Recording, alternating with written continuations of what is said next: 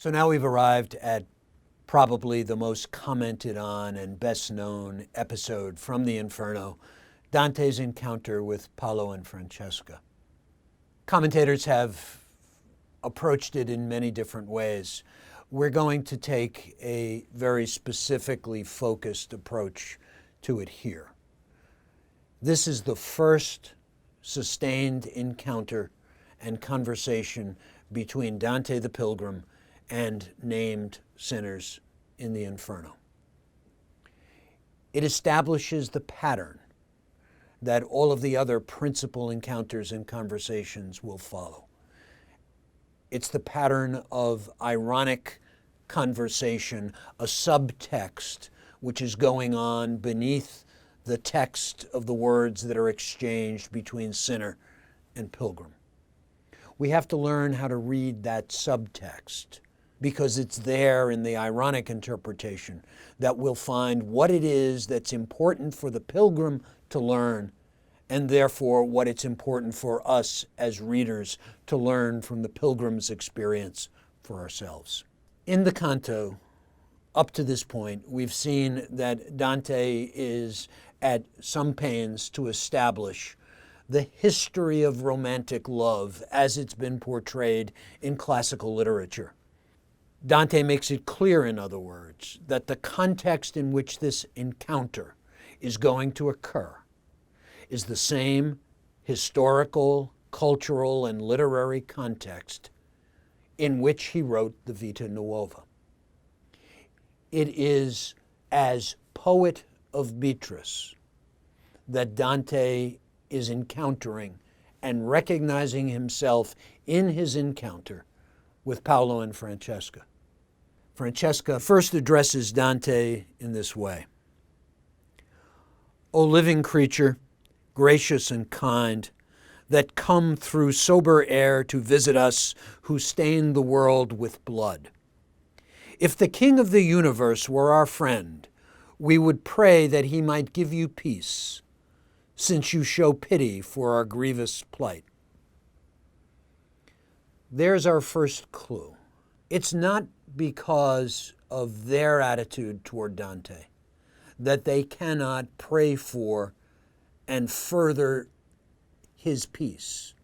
It's because God has chosen to be unfriendly toward them.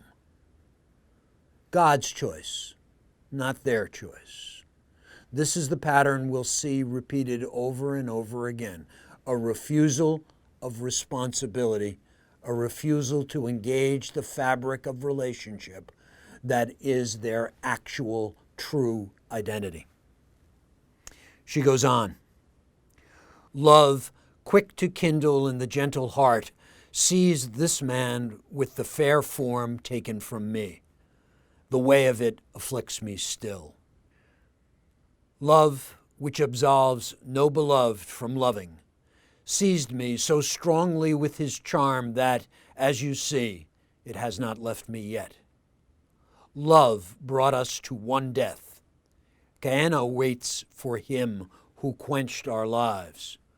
These words were born from them to us.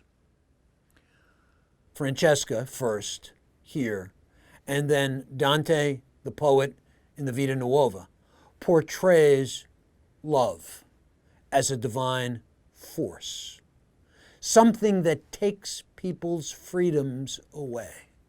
There's the second layer of irresponsibility that is revealed in Francesca's address to the poet when she tells her story. Love is a force that makes people do things. This is the God amor. This is the word that's used in Dante's dreams and in the visions that he has in the Vita Nuova. Then I turned to them again to speak, and I began, Francesca, your torments make me weep for grief and pity.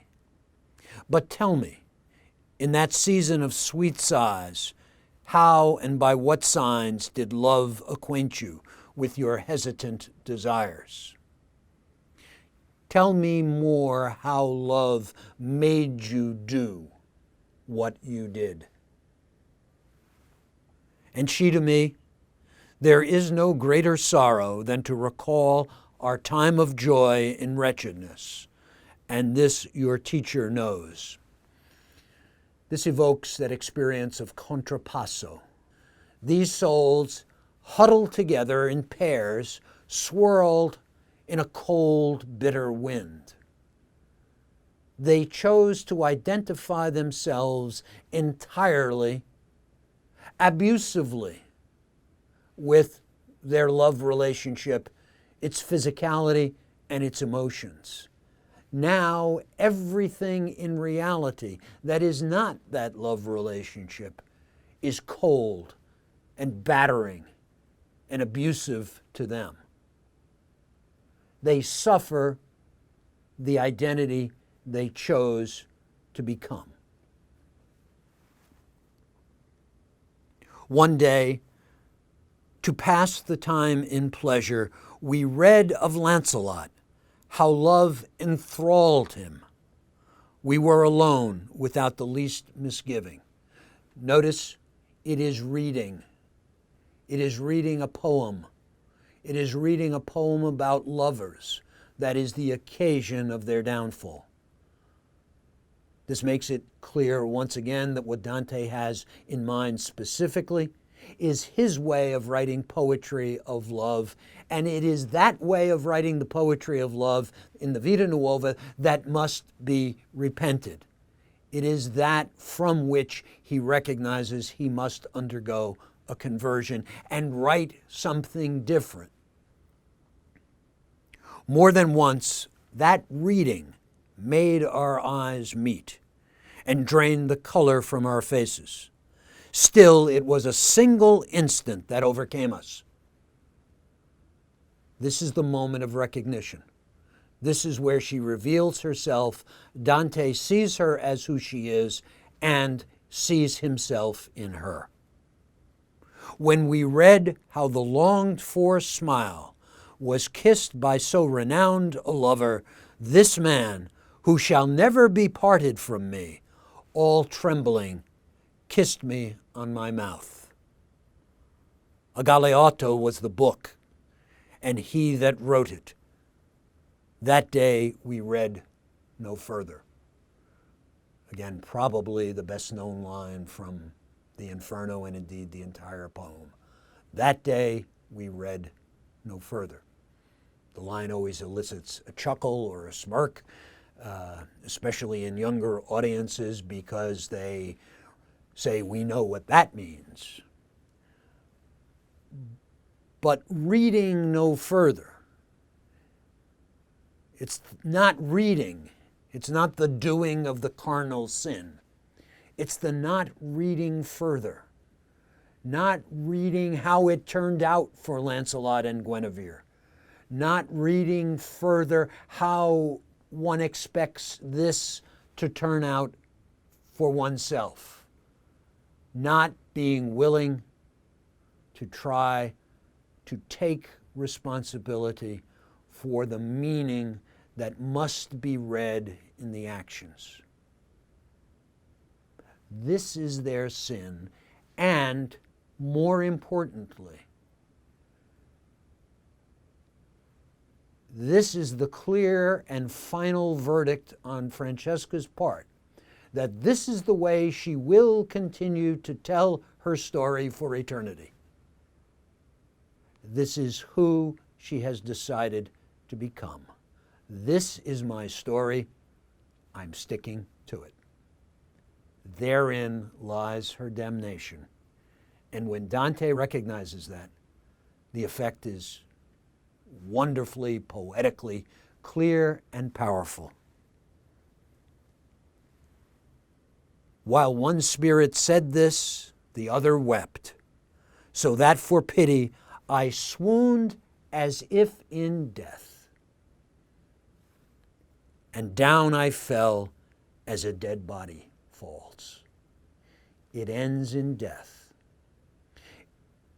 It's worth being clear that the image of death here evokes, of course, the inevitable conclusion of all sexual congress, that inevitable dying which is the passing away of the orgasmic climax. It must be that way. It must end in death. But more importantly, if that passing away is dealt with only by serial repetition, a repetition of the same over and over again, the substance abuse that makes the sins of incontinence what they are, substituting an experience for a perceived and convicted meaning, then it is an endless vampiric dying over and over and over again that sucks the blood and consumes the flesh out of a human identity and a human relationship. And until Dante has passed beyond this, he is the dead body that falls like every dead body falls, and we presume must be dragged by his heels out of the first circle into the second one by Virgil, because that's where we pick up the action. He's gotten there unconsciously through the help of Virgil. This, I think, reveals something terribly important about the nature of conversion. It's not all conscious moral effort and self-reform.